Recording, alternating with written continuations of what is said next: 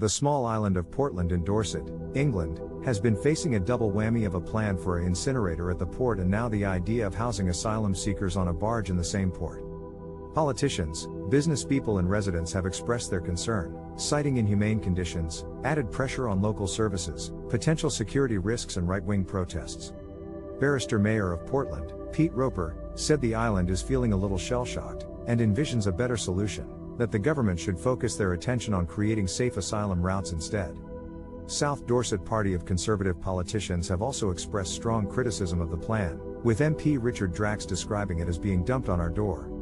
The barge would be located in an area that has some of England's poorest neighborhoods, and not only were the local talent opposed, but it also dredged up bad memories of a ship's notorious past as a prison. Just 15 years ago, HMS Prison where occupied the berth, and there were further comparisons to Victorian prison hulks.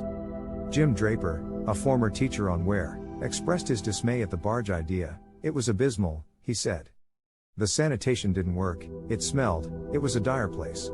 Carolyn Parks, a local labor counselor and artist, also expressed her dissenting opinion, stating that it's appalling that this government would consider putting some of the most vulnerable and traumatized people on a barge in Portland Port. There isn't the infrastructure to care for them. Tragically, due to the 1995 withdrawal of the Royal Navy, areas of Portland and Weymouth have become characterized with poverty, with 40% of children in the neighborhood around the port in poverty and only 2 of the 5 pubs on the road outside the port gate operational. And in spite of the beauty of the island, which has the sunny harbor with a dolphin swimming in it, the road hosting the Olympic events in 2012, and an alleged warm welcome from the inhabitants, the prospect of a barge filled with asylum seekers is a worrying one. Citizens of the small island are concerned about the practicality of such a large number of individuals in a very, very restricted area, the added pressure it will place on the port's police force, potential protests, and the lack of accommodation to meet the needs of the asylum seekers.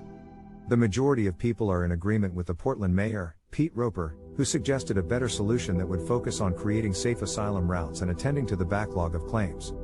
He concluded that if the barge is to be anchored off the island, support service must be put in place to ensure the best possible care for these individuals.